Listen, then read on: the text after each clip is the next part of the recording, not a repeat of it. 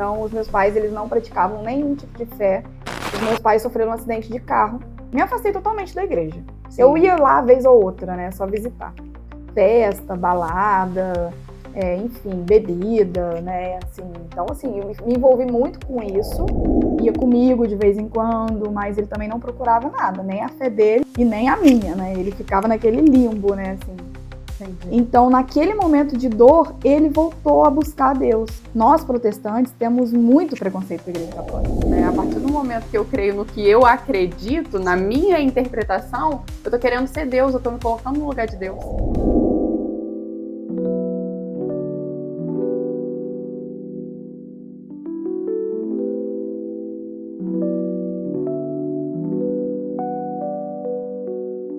Boa noite, minha gente. Estamos começando o segundo episódio do podcast Fé em Casa. É com muita alegria que hoje eu recebo a Bruna, nutricionista, ela que tem ajudado muitas mulheres a se sentirem mais bonitas e mais saudáveis através do seu trabalho. É amante do vôlei, que eu descobri lá, mexendo no perfil dela, é casada e hoje se denomina católica. É com muita alegria que hoje vamos conhecer um pouco da história da Bruna Mota. Oi, gente, tudo bem? É um prazer estar aqui, agradeço pelo convite. E vamos que vamos, vou contar muita coisa legal para vocês. É isso aí. Lembrando que você pode nos acompanhar também nas redes sociais, no TikTok, @FéEmCasa. E aproveita, já se inscreva no canal antes de começar a assistir essa entrevista. Vamos lá, Bruna, seja muito bem-vinda, é um prazer. Fiquei muito feliz com o seu sim, nossa primeira convidada aqui. E hoje a gente quer conhecer um pouquinho mais da sua história de fé. Qual é a primeira lembrança que você tem de fé de quando criança? Você cresceu num berço católico? Você cresceu num berço cristão? Como que foi a sua infância? Bom, a minha infância, eu fui batizada na igreja católica, né? Mas aquela coisa, né? O pai e a mãe levam para batizar e só. E nunca mais leva na igreja, né? Então, os meus pais, eles não praticavam nenhum tipo de fé. E quando eu tinha 5 anos, eu comecei a igreja com a minha avó, para acompanhar ela, né? Fazer uma companhia para ela. Uhum. E era uma igreja protestante, então foi meu primeiro contato com fé, foi numa igreja evangélica, né? Sim. E aí acompanhando a minha avó e tal. Quando eu tinha mais ou menos uns 8 para 9 anos, os meus pais sofreram um acidente de carro e quase morreram. E a minha avó, ela tinha um hábito de toda situação que ela tinha difícil, né? Ela clamava assim: o sangue de Jesus tem poder. Então, acho que isso minha mãe gravou, e quando eles capotaram com o carro, ela gritou isso, né? O sangue de Jesus tem poder. Estavam só os seus pais no carro? Os meus pais e o meu irmão pequeno. No caso, eu fiquei com a minha avó. Sim. E depois desse acidente, né, que eles sobreviveram, não ficaram, né, com nenhuma sequela, ela resolveu ir para a igreja também, junto com meu pai, e também uma igreja evangélica, e ali eu cresci, né, nesse meio evangélico. Então, meu primeiro contato de fé foi sempre a igreja evangélica. Foi ali. Ah, legal. Sim. E você cresceu, aí desde ali você se manteve direto na igreja ou você teve algum momento que você escapuliu? Como foi a sua juventude? Teve o momento da escapulida, com certeza. Foi um momento muito difícil na minha vida, né? Eu perdi a minha mãe com 16 anos, ela teve câncer. E por confiar demais, né? Ela tinha uma fé muito grande. A minha mãe é um exemplo de muita fé para mim. Uhum. Só que na época ela acreditava que Deus ia curar ela do câncer. Então ela decidiu não fazer o tratamento, esperando com fé que Deus ia curar ela, porque, segundo ela, Deus tinha falado com ela que ia curar. Entendi. E ela não buscou o tratamento. Mas isso foi por conta dela ou recomendação da igreja? Não, foi por conta dela. Inclusive, o pessoal da igreja foi na minha casa, conversou com ela, para ela mudar de ideia. Não, você precisa buscar, Deus fez a ciência para a gente buscar, recorrer, sim, né? E Deus age através também da ciência, sim, da medicina, para curar a gente, né?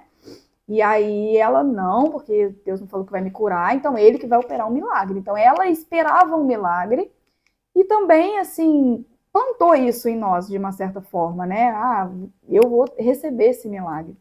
Então ela simplesmente abandonou os tratamentos todos e esperou, né? E aí a gente viu ela piorando o câncer foi se abrindo, né? Ficou em carne viva, uma coisa horrível. Então eu cresci assim. Eu já tinha 16 anos, 15 para 16, então ajudava, acompanhava ela em médico, então acompanhei todo esse processo. E quando ela faleceu, eu tive uma crise de fé muito grande. Eu falei, cadê Deus? Né? Sim, é uma Porque situação muito difícil. se a minha mãe estava com aquela fé, com aquela convicção de que ela ia ser curada e Deus abandona ela naquele momento, então para mim foi um momento muito difícil. E aí eu continuei indo à igreja porque meu pai obrigava, não, tem que ir pelo menos domingo, e aí a gente ia, mas assim, por vontade mesmo, zero. E quando eu cresci um pouquinho mais, que meu pai não conseguia mais dominar, foi um momento que eu me afastei totalmente da igreja. Sim. Eu ia lá vez ou outra, né, só visitar. Era mais pelas companhias, não tinha uma busca pessoal por Deus Não, aí nessa zero. época. Zero conversão, zero tudo. A gente sabe, né, que eu também já passei por câncer na família e a gente sabe o quanto essa doença mexe com todo mundo, com a família, com o psicológico, realmente não é fácil. E aí você perder a mãe, não dá nem para imaginar, né, como manter. É uma dor terrível. Realmente, é preciso de muito conhecimento Sim. para não se revoltar, digamos sim, assim, sim, né? Sim. E como que foi a sua juventude? Você foi tranquila? Logo sentiu falta de Deus? Ou você passou tempo até sentir essa falta? Quando foi que você voltou?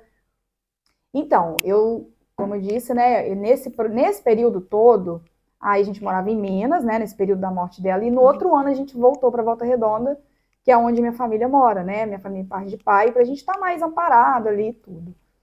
E aí, quando eu vim para Volta Redonda, eu vi um mundo que eu não tinha lá em Minas, né, então, festa, balada, enfim, bebida, né, assim, então, assim, eu me envolvi muito com isso, e igreja quase nada, né? Mínimo possível. Eu ia vez ou outra, mas nada firme. Então foi uma vida assim muito fora de religião e de fé também, né? Sim. E aí foi assim até meus 25, 26 anos, foi quando eu um pouco mais madura, né? Porque a gente, na verdade, tudo que a gente faz e que a gente busca, no fundo, é um vazio grande que a gente tem, que depois a gente entende que só Deus preenche. Só Deus preenche. E a gente vive com essa sede constante, né? Então buscava, sabe, estar sempre com os amigos, tá bebendo, tá ali, vivendo um momento de prazer, só que quando você chega e deita no travesseiro, você é uma pessoa completamente infeliz.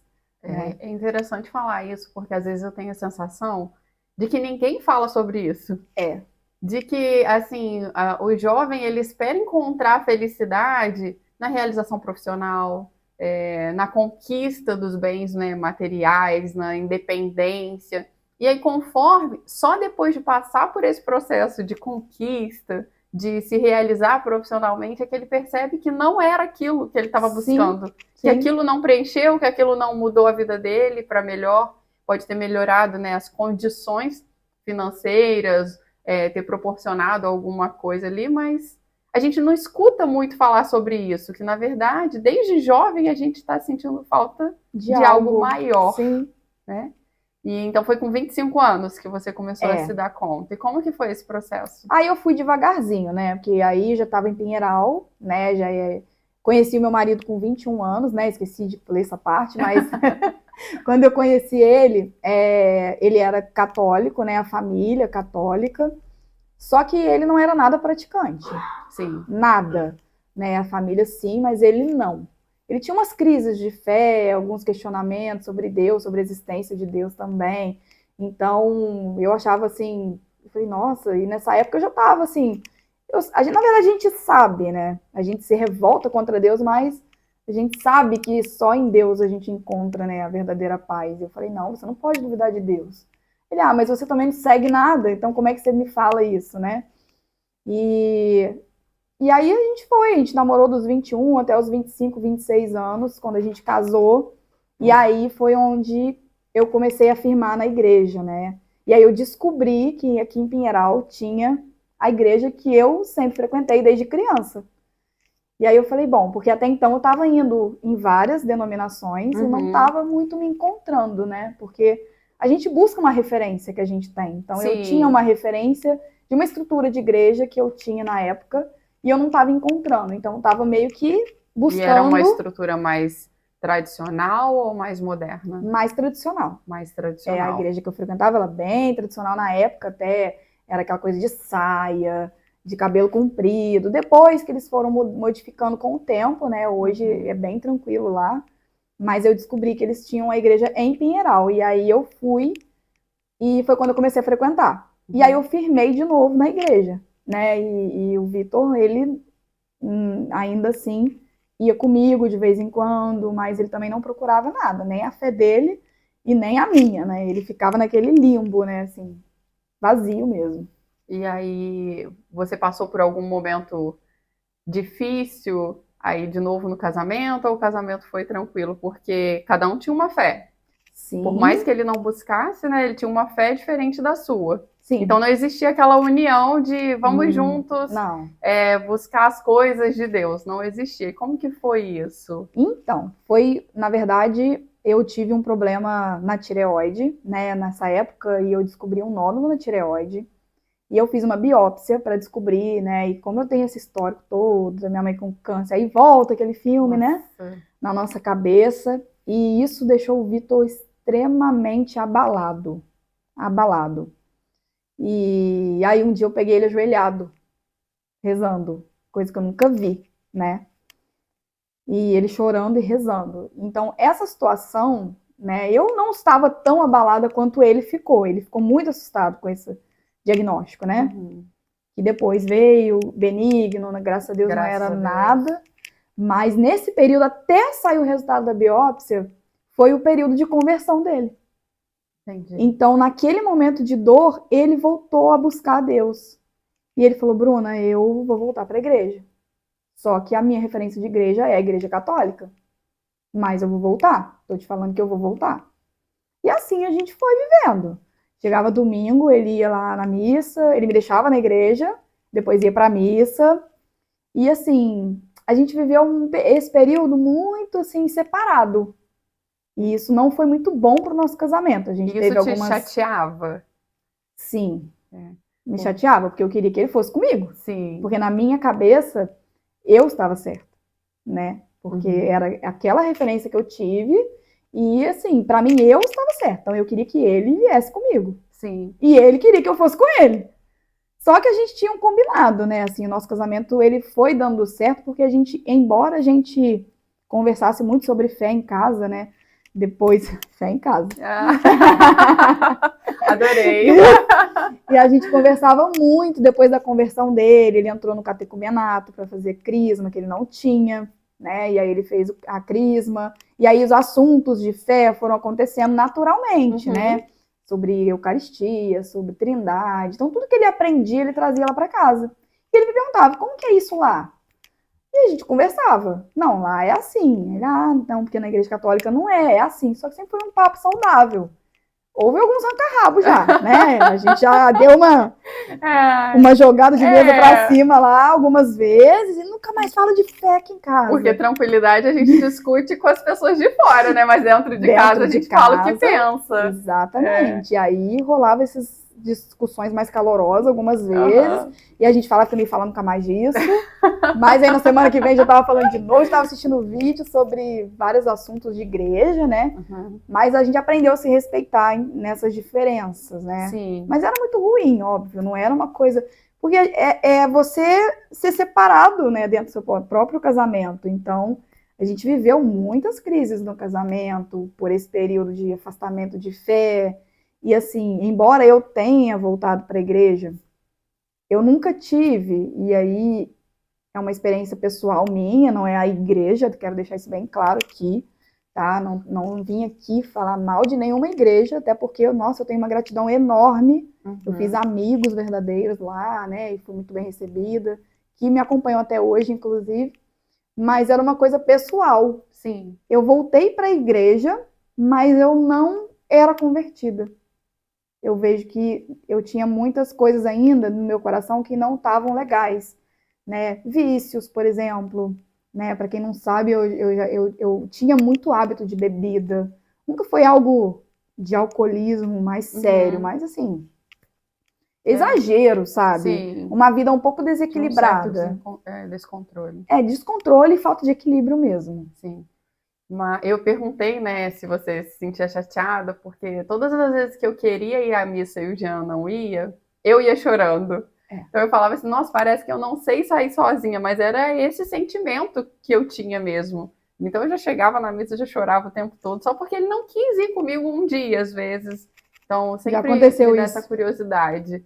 Mas nesse período que você estava na igreja, em uma igreja evangélica e ele na igreja católica, você se envolvia nas coisas da igreja ou só ia no culto? Eu nunca consegui me envolver completamente por conta de estar separado. Porque, teoricamente, eu teria que, por exemplo, vai ter um ensaio. Então, eu teria que ir sozinha, né? E, às vezes, a questão do carro, o carro tá com ele, não dá para me levar. Ou então, eu ficar saindo muito, sem também, né? Porque a gente casa para ficar junto. Sim. Não é assim tão legal você fazer tudo separado, né? Então, quanto mais eu me envolvesse na igreja, mais a gente ficaria separados, distante. Então, eu não conseguia me envolver muito. Então, eu ia só no culto e voltava para casa. Entendi. Mas era uma fé, assim, muito rasa. Não tinha uma profundidade, sabe? E teve um ponto de virada? Aconteceu alguma coisa que te afetou, que te magoou, alguma coisa que você se apaixonou? Como que foi isso?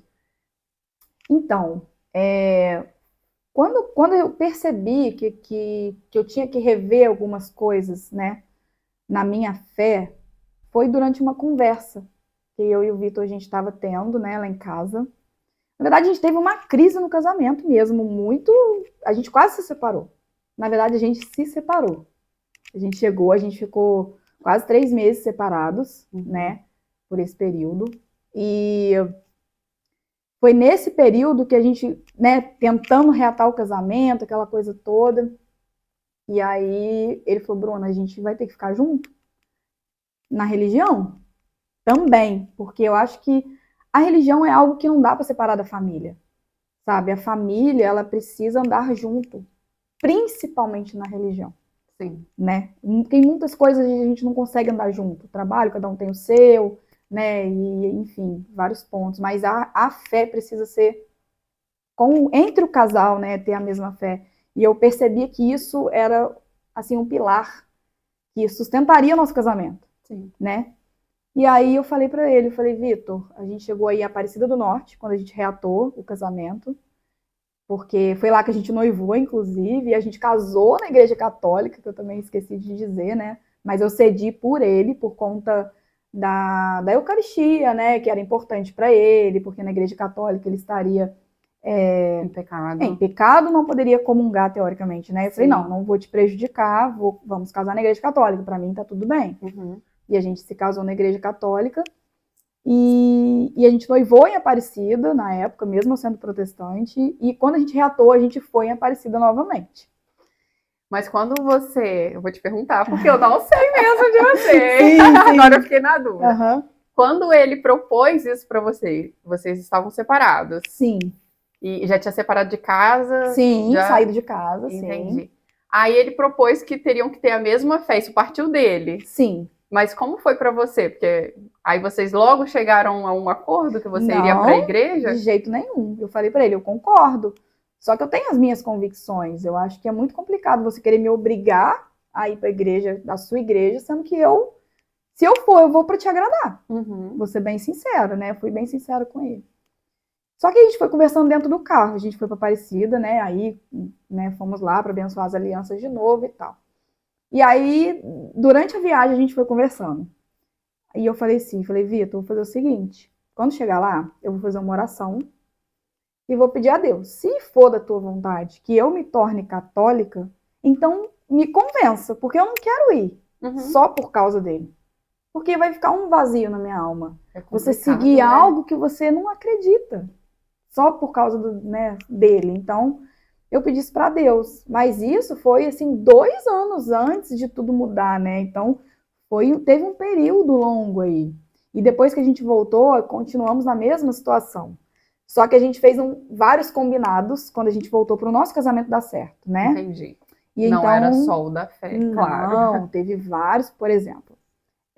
Eu tinha problema com bebida. Uhum. Então, eu fiz um voto de só tomar ali uma cervejinha de vez em quando com ele. Sim. Quando ele não tivesse, eu não bebia. A gente combinou de cada domingo, um iria com o outro na igreja. Então, ele iria um domingo comigo e eu iria o outro domingo com ele. Sim, interessante isso A também. gente fez um combinado para dar certo. Aham. E a gente ficou assim quase Porque 2 pelo anos. menos assim o casal fica junto, Sim, né? sim. Então ele cedia de uma parte, eu cedia de outra e a gente foi fluindo dessa forma. Enquanto Deus vai trabalhando. Enquanto Deus vai trabalhando, que trabalhou muito. É. Aí pode continuar.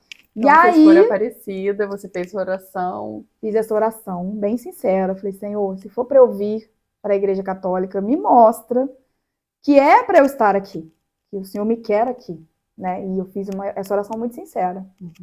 Só que eu continuei com a minha fé do mesmo jeito, me aprofundei um pouco mais na fé. Foi onde eu comecei a sofrer o processo de conversão. Então, assim, eu digo que a minha conversão, a minha mudança de vida, não aconteceu depois que eu fui para a Igreja Católica, foi nesse processo. Então, nesse processo de conversão que eu fui me abrindo. Fui me abrindo. E aí teve uma pergunta específica, uma vez a gente conversando de fé em casa, né? De novo, fé em casa. Adorei o nome, já acertamos, viu? viu? O nome tá garantido. E aí ele falou para mim, Bruna, foi inclusive um domingo que ele tinha ido comigo, e era Santa Ceia, né? Porque lá na igreja evangélica a gente tem a ceia, que normalmente acontece uma vez por mês. Uhum. E aí eu pegava naquele suquinho de uva, né, que dão no copinho, naquele pãozinho, eu fechava o olho, assim, eu ficava imaginando Jesus, sabe? Que o pastor também profere as mesmas palavras do padre, né? Essa é minha carne, comei, né, Que é bebei. bíblico, né? É bíblico essa parte da ceia, né? E aí eu imaginava mesmo que eu estava comendo a carne, que eu estava bebendo o sangue de Jesus. Na hora da ceia eu imaginava, eu me emocionava, eu chorava. E ele observava isso. Aí a gente chegou em casa e ele, Bruna, me tira uma dúvida. Uma dúvida mesmo, não quero questionar, não, é só porque eu quero entender. Uhum. A ceia de vocês é realmente o corpo e o sangue de Jesus? E aí eu fiquei assim, sem saber o que responder para ele na questão da visão da minha igreja.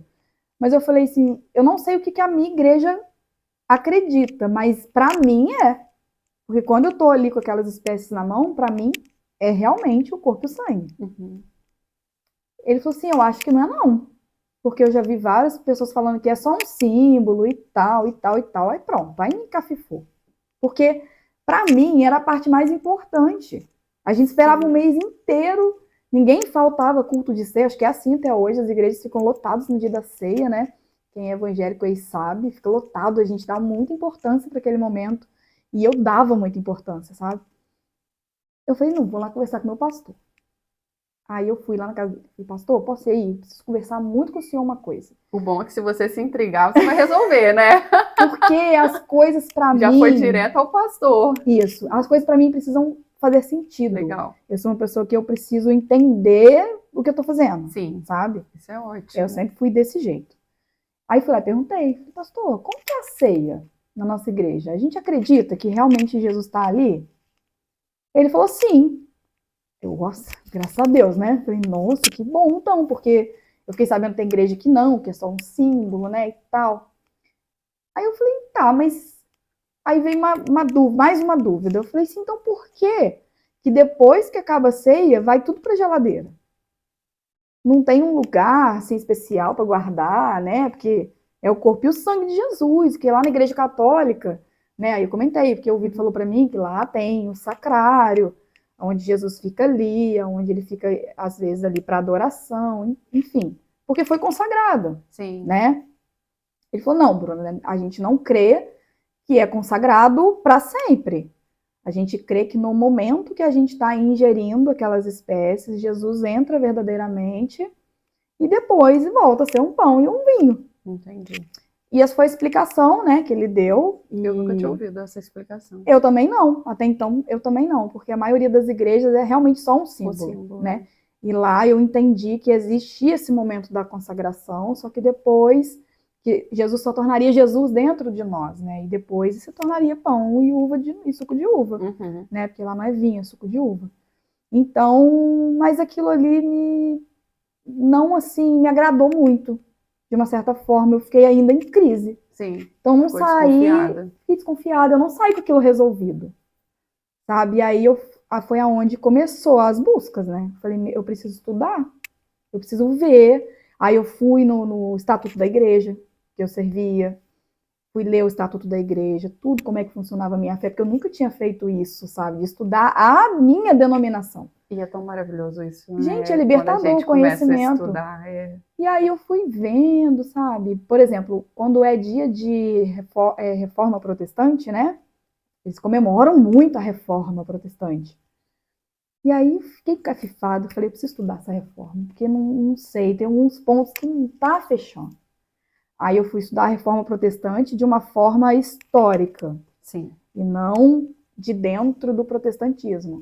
Sim. E eu fui ver realmente, né, o que eu vou, assim, não vou entrar muito em detalhe, porque eu acho que isso é um assunto para outro vídeo, né, para uma coisa mais, assim, falar mais teologicamente sobre, mas eu fui estudar a vida de Lutero, o que acontecia na época que ele fez o cisma da igreja, que ele, na verdade, ele não reformou a igreja, ele dividiu a igreja, né? Dividiu a igreja. Então, a gente entende hoje, estudando o que ele fez na época, e o Papa da época, o tempo todo tentando se retratar com ele. Realmente, a igreja viveu períodos assim difíceis que precisava realmente. Né? Isso é inegável. Acho que nenhum católico vai falar que a igreja foi mil maravilhas em toda a sua história. Não precisava de uma reforma, exatamente, né? Mas a gente... Não de uma divisão. Isso. Mas a gente luta de dentro, né? A gente não divide, a gente luta de dentro. Então, não foi o que Lutero fez. Então, ele dividiu. Só que estudando a vida de Lutero, mesmo depois da divisão, eu vi vários pontos assim de divergência com o que são os protestantes hoje e o que era Lutero quando ele cismou da igreja. Sim, já ouvi por alto, nunca estudei sobre Lutero, mas aí foi... Até Maria, né, ele era mariano, extremamente mariano. Tinha um respeito muito grande por Maria. Tinha todos os dogmas marianos, por exemplo, oração pelos mortos, do purgatório, tudo isso ele acreditava, na intercessão dos santos. Então, por que hoje os evangélicos não creem nisso? Né? Então, eu falei, gente, mas Lutero, beleza, todo mundo comemora a reforma protestante, mas será que sabem o que é a reforma protestante? Meu primeiro ponto foi esse, estudar a minha fé, porque eu queria ter certeza que eu estava certa. Sim. Né? Eu falei, não, eu tenho que embasar, porque quando vi perguntar, eu tenho que ter resposta. Né? Eu ia te perguntar isso agora. Eu tenho que Era tão bem para ter a resposta para ele, né? Exatamente. Porque eu recebi uma pergunta assim outro dia. Lili, me ajuda a dar indicação de livros, porque o meu marido é de outra religião e quando ele pergunta, eu não sei responder. Sim. Não, independente do motivo, né? Quando a gente escolhe estudar, é uma libertação. Que coisa boa. Muito libertador. Que seja para responder o marido. Eu falei, gente, eu preciso, porque eu não soube responder nem a ceia. Imagina outras coisas da fé, né? Eu não vou saber responder porque é isso, porque é aquilo, enfim. E aí, beleza, eu cheguei, aí fui chegando lá na patrística, e fui mais fundo. Você foi lendo esses livros antigos? Muito, eu tenho, inclusive, tenho em casa, né? Tenho Irineu, tenho Santo Agostinho, né? Então, que eu gosto muito, inclusive. E aí fui lendo, fui ler sobre a Trindade, fui ler sobre a Eucaristia, e eu falei, gente, tem alguma coisa errada. Aí, foi aquele ponto ali que eu falei, não consigo mais ir na minha igreja. E aí eu insistia, eu ia nos cultos, mas eu ia no culto não da mesma forma mais, sabe? Aí eu ficava assim, eu olhava para a igreja, eu sentia um vazio, falava, meu Deus, o que eu tô fazendo aqui? Mas você consegue identificar um ponto que para você foi assim... Porque eu me convenceu que a Eucaristia, que Jesus ele está presente por inteiro ali. Então, lendo esses escritos, e aí é legal falar sobre isso, que a igreja protestante hoje tem uma linha reformada. Então, é uma igreja onde eles buscam os primeiros cristãos, antes da Bíblia, antes da igreja católica, né? Então, eles buscam aqueles costumes dos primeiros cristãos. Então, é uma linha... Costume apostólico. Isso, apostólico. Dos primeiros, dos discípulos dos apóstolos, né? Então, quem que era o discípulo de Paulo? Quem que era o discípulo de João? Aí chega Clemente, Romano, Isso é legal. chega vários desses pais da igreja, né, que a gente fala. E aí eu falei, tá, então beleza, vamos lá então, né? Vamos lá nos pais da igreja, vamos ver se tá tudo certo, né? Aí a gente chega lá e encontra o quê? Devoção a Maria, oração pelos santos, né, pelos mortos. E inclusive eles se reuniam, né, em catacumbas, né, os primeiros cristãos, para fugir da perseguição. Então eles se reuniam para fazer ali os cultos, né? E incrivelmente a estrutura da missa, todinha lá, o credo, tudo. Eu falei, gente, olha só, aqui não tinha a corrupção da Igreja Católica, né? Porque segundo a gente é ensinado, Constantino corrompeu a igreja. Sim. Né? E aí ele modificou tudo e colocou imagem, colocou isso, colocou aquilo. É da forma que a gente aprende na igreja protestante, né? Por isso que existe essa distância muito grande da igreja católica. Um preconceito. É um mesmo, preconceito, né? porque você não conhece, você só ouve e assimila. E aí quando eu fui buscando, eu falei, não, gente, falei, realmente. Aí teve um domingo, e isso tudo, o Vitor não sabia de nada. Ah, ele não sabia que você Eu estava estudando. estudei em silêncio. Eu comecei a ler, comecei a ver vídeo, e aí comecei a me inteirar mais desse assunto, Sim. sem ele saber. Aí teve um domingo que ele falou pra mim assim, vou te deixar lá na igreja, né, e vou lá pra missa. Eu falei, não, eu vou na missa com você. Ele, mas você já foi domingo passado, né? Hoje é o domingo de você ir na sua igreja. Eu falei, não, mas eu quero ir com você. E aí eu comecei a prestar atenção, porque de tudo que eu tava lendo sobre a missa, porquê das partes da missa, né? E aí eu comecei a ir na missa prestando atenção nas coisas. Desde a hora que o padre entra, por que que ele entra. Aí eu, realmente, é assim e tal. Aí na hora da consagração. E ali foi fazendo muito sentido para mim, depois de ter lido e depois de ver a missa, entendendo o que é a missa. Aí acabou. Aí foi assim essa virada de chave.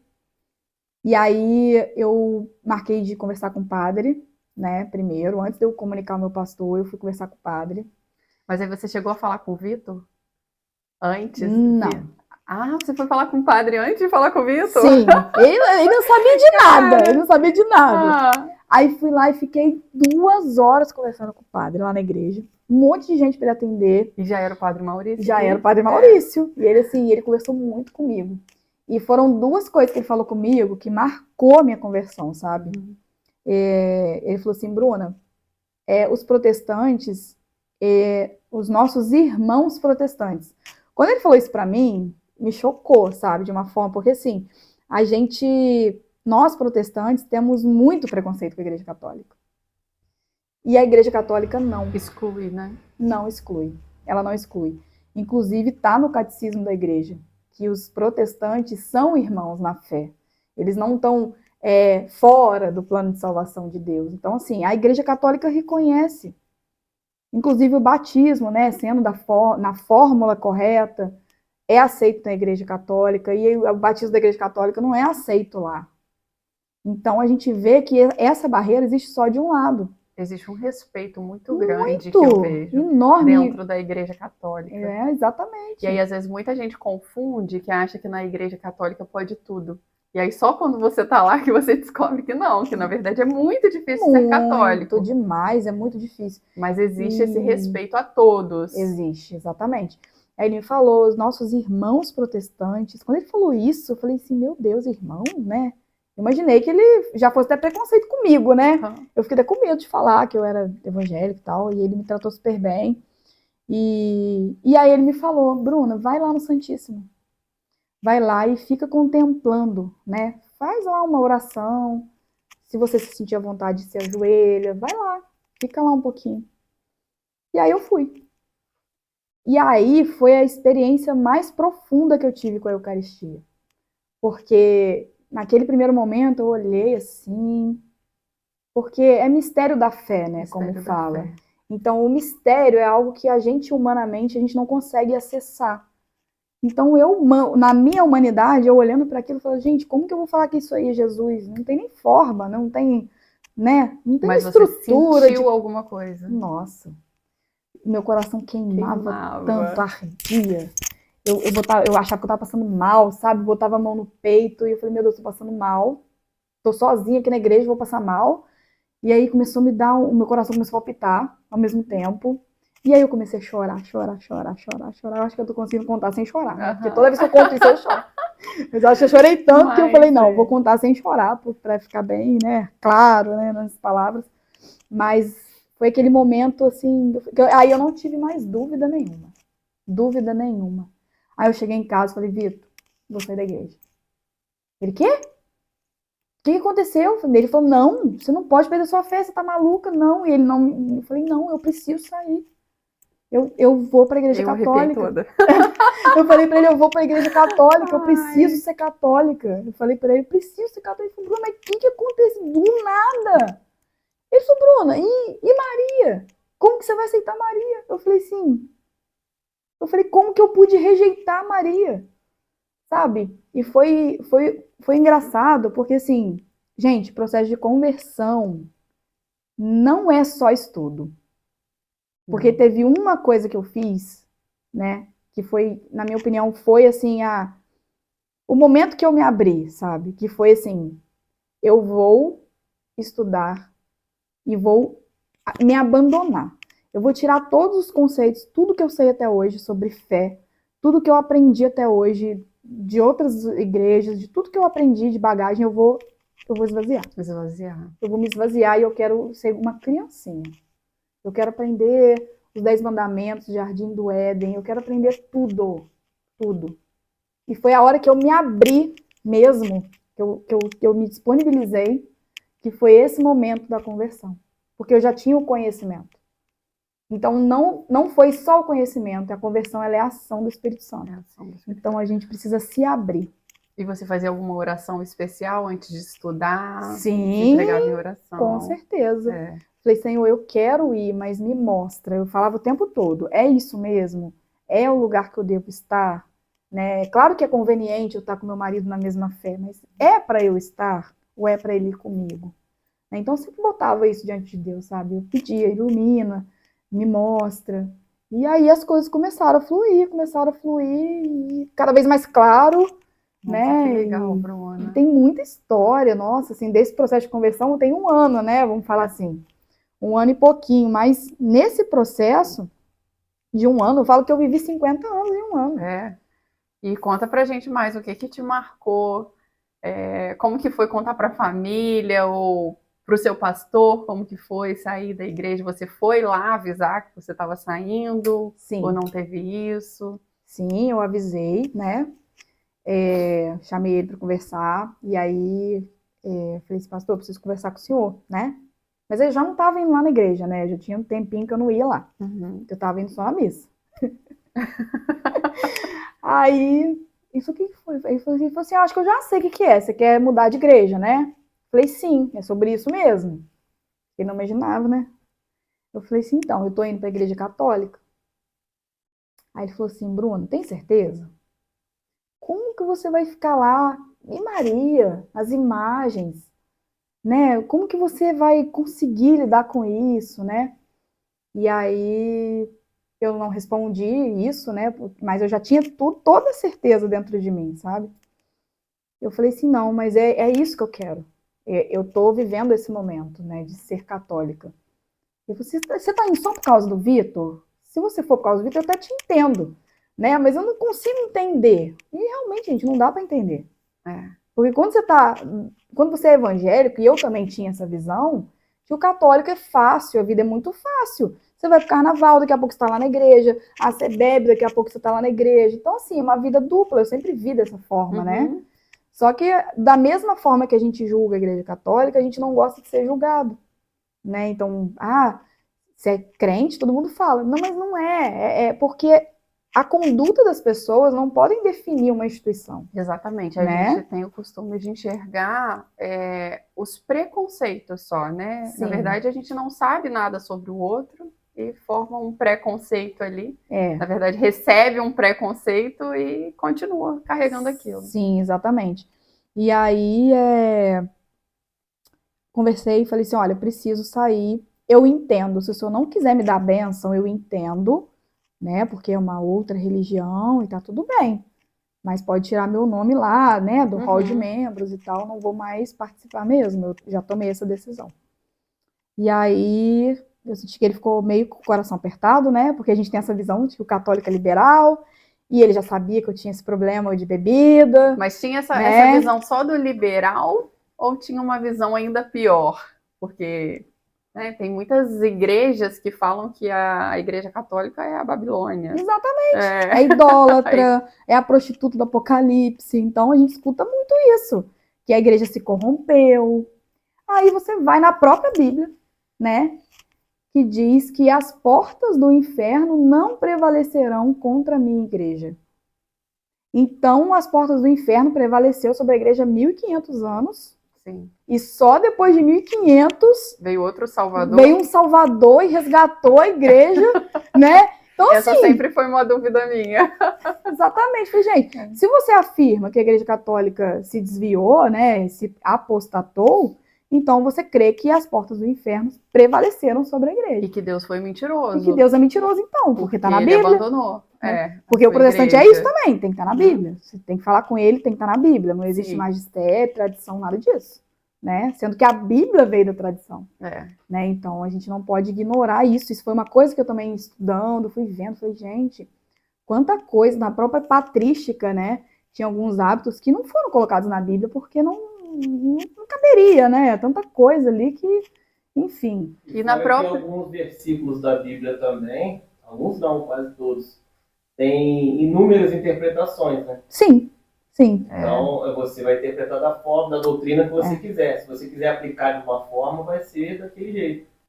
Sim, sim. Que é o que acontece hoje, que a gente tem diversas denominações, às vezes que só muda um pontinho, né? Numa frase da doutrina. E eles costumam falar que não diferem no principal, mas diferem. Por exemplo, uns batizam criança, outros não. Batiza adulto. Né? Uns é símbolo a ceia, outros não. Outros creem parcialmente então, qual corpo é de Cristo e metade não. Então, a gente fica confuso, né? O que eu sempre penso é, se cada um pode fazer a sua livre interpretação da Bíblia, qual é a verdade? Deus é a verdade. Mas que verdade se não existe verdade? Porque, se eu não me engano, foi Santo Agostinho que falou isso, né? A partir do momento que eu creio no que eu acredito, na minha interpretação, eu tô querendo ser Deus, eu tô me colocando no lugar de Deus. Sim. Né? Na verdade, eu não acredito em Deus, eu acredito em mim mesmo. Sim. Em mim como Deus, de interpretar tudo que Deus escreveu. Sim. E na Igreja Católica a gente não aceita isso, né? Não, a interpretação ela tem que vir da Igreja, porque é a Igreja que recebeu o Espírito Santo. Exatamente. E a questão dos concílios, né, para definir. definir. E aí você vê os protestantes aceitando a Bíblia, mas não aceita quem deu a Bíblia, né? Quem que discutiu 300 anos para fechar o cânon bíblico. Então, aí, desses estudos todos, você vai vendo tantas divergências, tantas coisas que não fazem o menor sentido. E aí foi uma experiência muito legal, que foi, assim, o equilíbrio. Porque a Igreja Católica, ela me deu base, que eu não tinha. Parecia que eu estava pisando o tempo todo na areia. Sabe aquela fé que uma hora tá boa, nossa, uma hora eu tô com a minha fé, sabe? Pode acontecer qualquer coisa, que nada vai me abalar. E do nada eu não acredito mais em Deus, que Deus me abandonou, que Deus isso, que Deus aquilo. Então, assim, para você ver o que é uma igreja que te dá solidez. Ela te dá essa certeza que você está pisando na rocha mesmo, né? Você está no lugar certo. Então, ali, a gente tem muito preconceito também com as orações prontas, né? Fica de vã repetição aí, falando Ave Maria várias vezes, né? Deus não vai ouvir isso. A ideia que a gente tem, né, lá na igreja evangélica, que tem que ser oração espontânea, tem que ser do coração.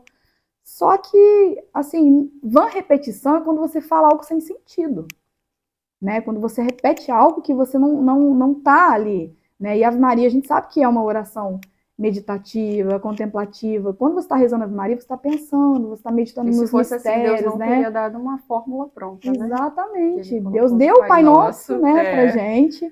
E eles aceitam o Pai Nosso, mas não aceitam as outras orações, mas eles né? têm, assim, na sua igreja, né? Sim. Tinha costume de fazer a oração do Pai Nosso? Não. Já que está na Bíblia? Não. Essa é uma dúvida que eu tenho, sabia?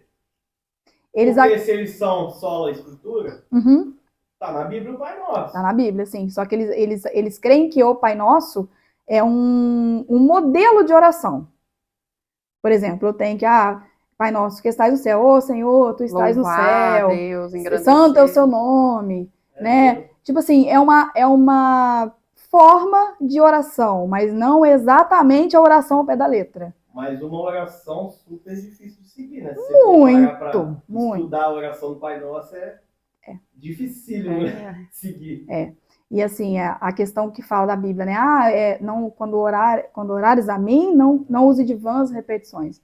E assim, é um perigo realmente, né? Porque às vezes a sim. gente reza tanto no automático que acaba se tornando vã repetição. Porque Sim, você a gente só tá sabe repetindo. que às né? vezes a pessoa também não se aprofunda Sim. e fica naquilo ali sempre superficial. E é uma coisa até que eu ia te perguntar sobre isso.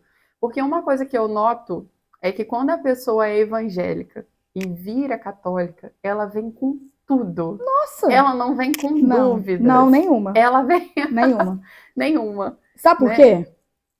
Porque quando a gente vai estudar a igreja e tudo da igreja, você crê que a igreja é autoridade.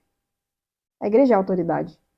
Se você crê que o Papa é o sucessor de Pedro e que você crê que o Espírito Santo ele rege, ele faz tudo na igreja conforme a vontade de Deus, você não tem que questionar, cara. Eu vou questionar o quê?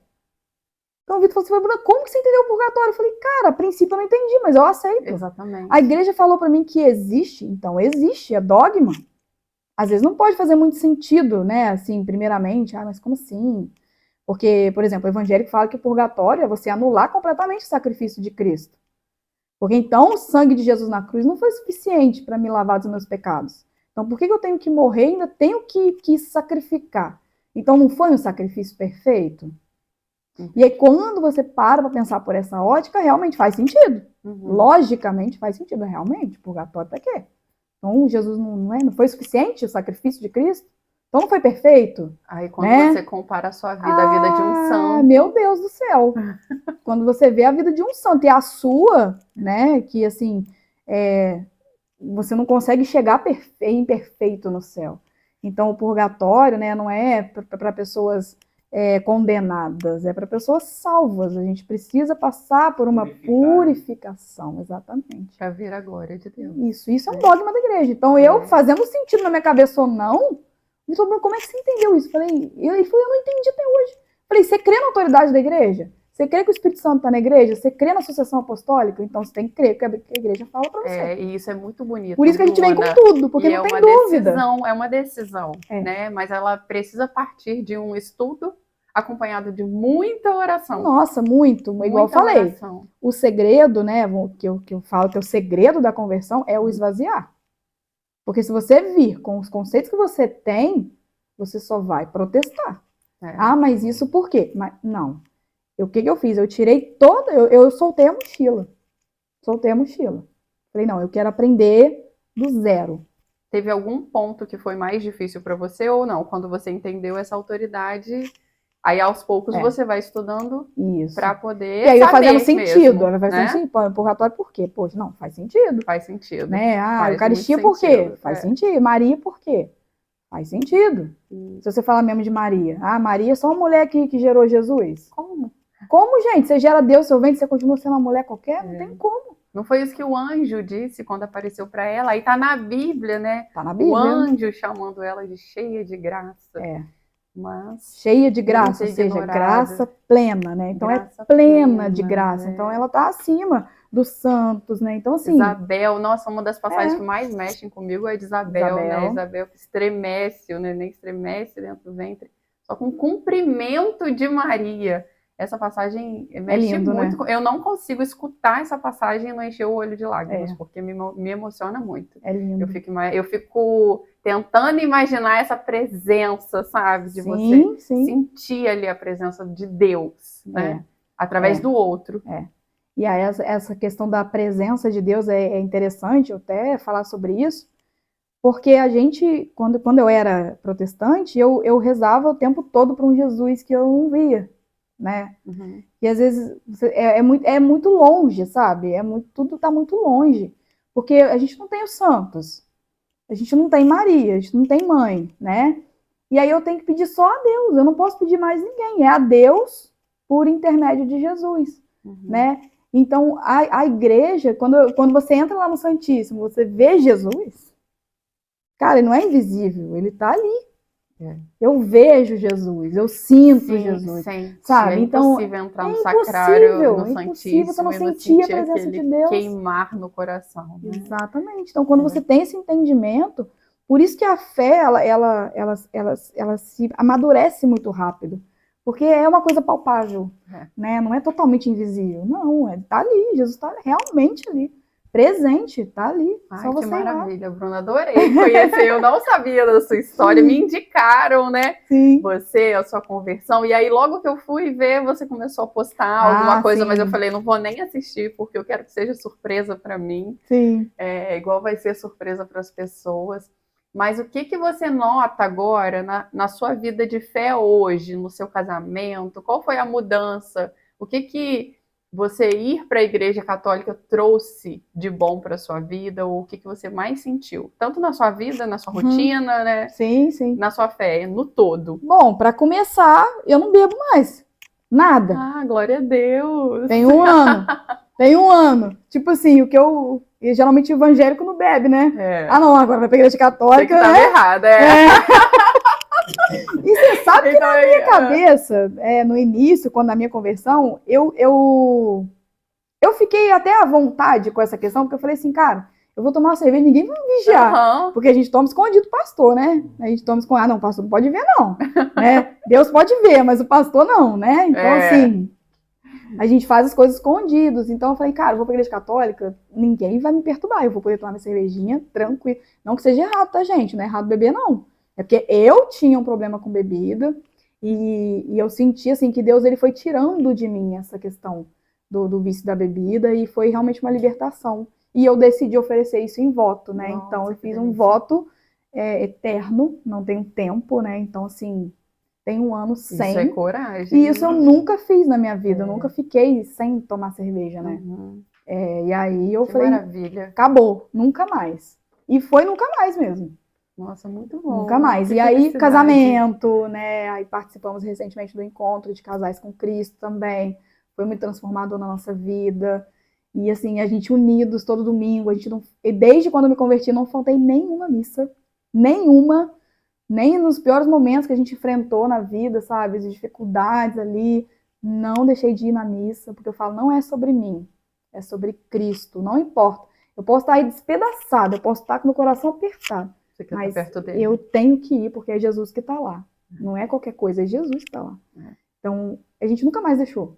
E assim, a fé do Vitor também começou a ficar mais forte, porque, por exemplo, eu fiquei sabendo de coisas que nem ele sabia. Então, hoje a gente alimenta um ao outro na fé, né? Então, isso é muito bom, gente. Olha, assim, é felicidade plena, mesmo em meio às circunstâncias da vida. É exatamente isso. Como pode, né? Que delícia. Eu falo, não é que a gente não tem problemas, não. Às vezes os problemas vêm triplicados, né? Sim. Porque as provações aumentam muito. E até falando sobre isso, é uma coisa que recentemente eu venho repetindo muito essa frase, né? Da importância da gente ser gentil. Porque a gente nunca sabe o que o outro está vivendo. Verdade.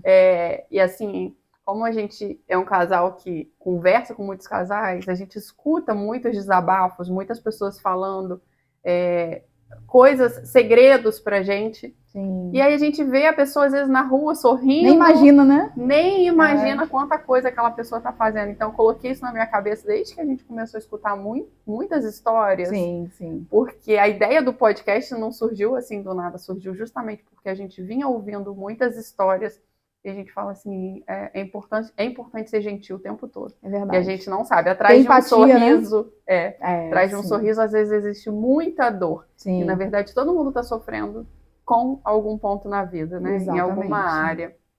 Nossa, Bruna, eu adorei conhecer a sua história. Eu amei mais ainda contar para vocês.